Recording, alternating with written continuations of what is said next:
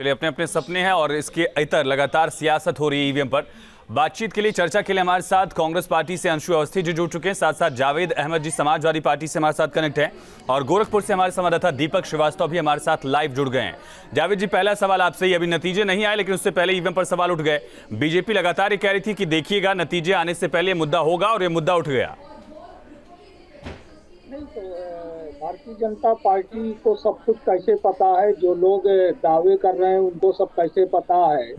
ये लोकतंत्र को बचाने की लड़ाई है, आम जनमानस को बचाने की लड़ाई है, उत्तर प्रदेश के अभिमान और स्वाभिमान को बचाने की लड़ाई है। आप क्यों इस समय क्या आपको आवश्यकता पड़ गई कि आप जिसको कह रहे हैं कि ये ट्रेनिंग के लिए ईवीएम थी, इनको एक जगह से दूसरी जगह ले जाने की आवश्यकता क्या पड़ चुकी है?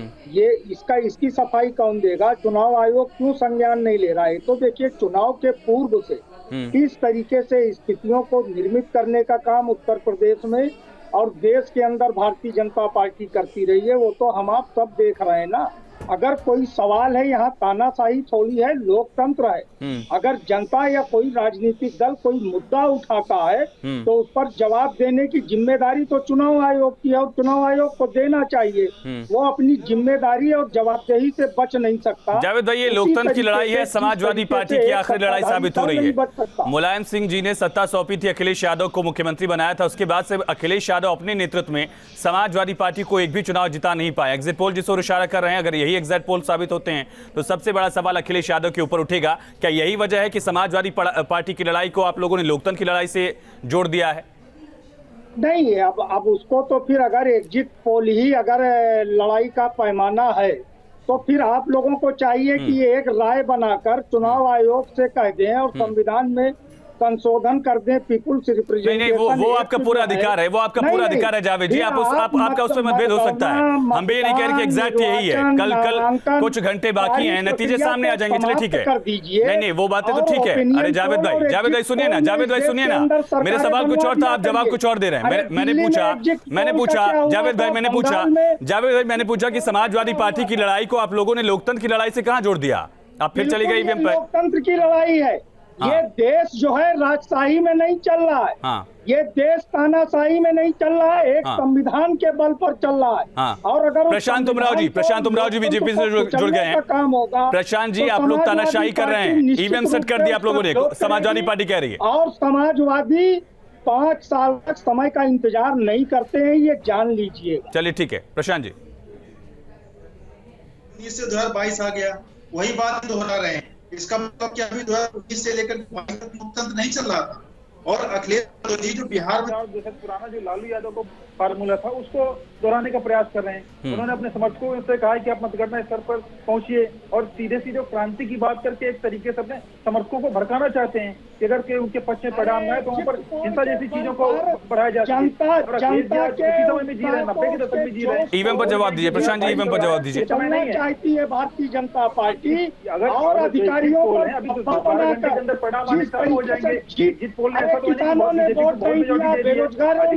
चलिए ठीक है। अंशु अवस्थी जी, इस पर कांग्रेस का स्टैंड क्या ईवीएम को लेकर?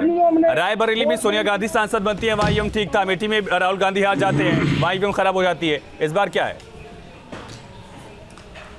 आयुष जी, देखिए, इस बार का जो चुनाव है वो निश्चित तौर से उत्तर प्रदेश में बदलाव का चुनाव हो रहा है।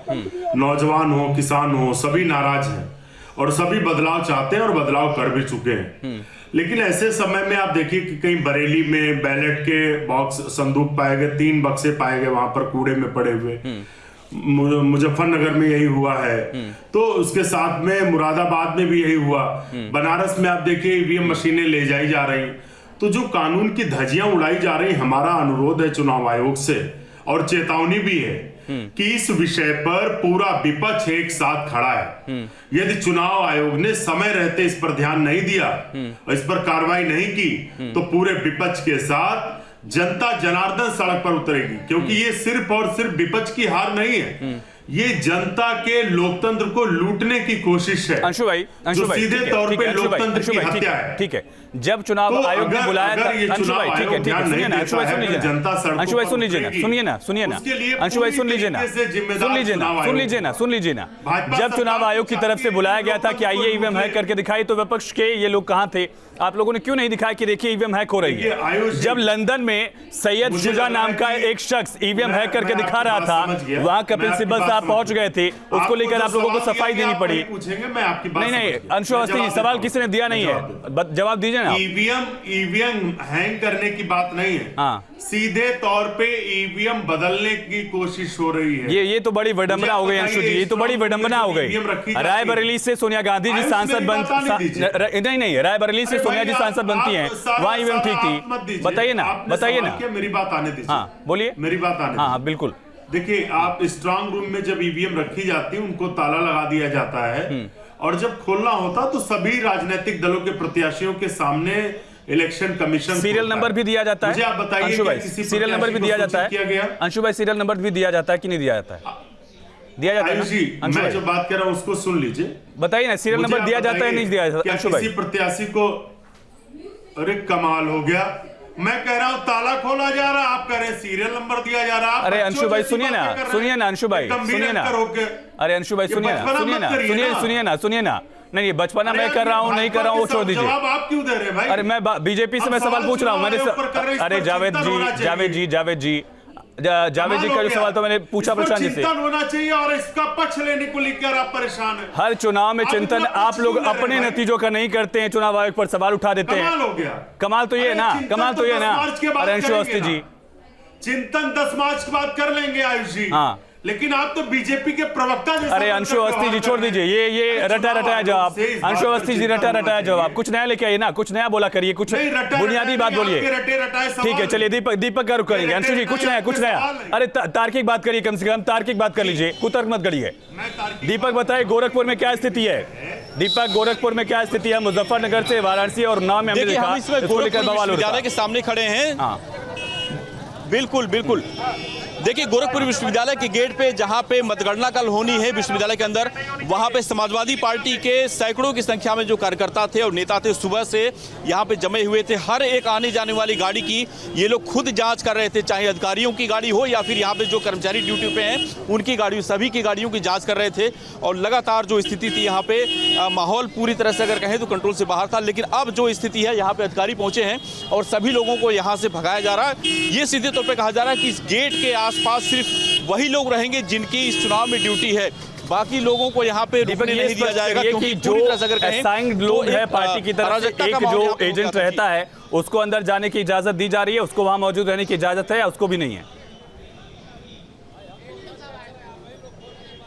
देखिए, जो एजेंट है जिनको अंदर जाना है, जिनकी ड्यूटी लगी है, जिसके पास है निर्वाचन का, उसको तो जाने के यहाँ पे परमिशन है। लेकिन बाहर गेट पे तमाम लोग जो पार्टी के यहाँ पे बैठे हुए थे, ईवीएम की निगरानी का वो हवाला दे रहे थे कि ईवीएम की निगरानी हम लोग कर रहे हैं, अंदर से बाहर कोई ईवीएम चेंज भी कर सकता है, उसको लेकर के हर गाड़ी की जांच कर रहे थे लोग। लेकिन अब यहाँ पे पूरी तरह से हटा गया दरवाजे पर से इन लोगों को, क्योंकि घंटों लग जा रहे थे किसी भी गाड़ी को अंदर से बाहर और बाहर से अंदर आने में। छोटा सा गेट है जो प्रवेश द्वार है और उस पर सैकड़ों की संख्या में सपा के लोग थे, वो घेरे हुए थे। अब यहाँ पे पूरी तरह से इस रास्ते को खाली कर दिया गया है और सिर्फ उन्हीं लोगों को यहाँ पे अंदर परमिट किया जा रहा है जिसकी चुनाव में ड्यूटी है या फिर जो अधिकृत है निर्वाचन विभाग के द्वारा या फिर जिला प्रशासन के द्वारा, सिर्फ वही यहाँ पे अब अंदर जाएंगे। तो कुल मिला के कहें तो माहौल यहाँ पे अभी फिलहाल शांत है, लेकिन कुछ देर पहले तक यहाँ पे हंगामे की स्थिति थी। हर एक गाड़ी की एक अंदर के सामान की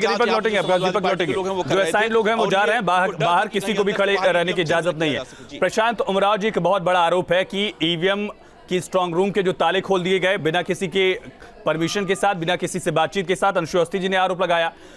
जावेद अहमद जी ये कह रहे हैं कि तानाशाही आप लोग कर रहे हैं, जानबूझकर नतीजों को बदलने की कोशिश आप लोग कर रहे हैं। देखिए, चुनाव जो है, जो इलेक्शन है, इलेक्शन कमीशन के अंडर में सारा समय प्रशासन है, उसमें कोई भारतीय जनता पार्टी, उसी इलेक्शन कमीशन पर तो सवाल उठा रही कांग्रेस, उसी इलेक्शन कमीशन पर सवाल उठा रही समाजवादी पार्टी।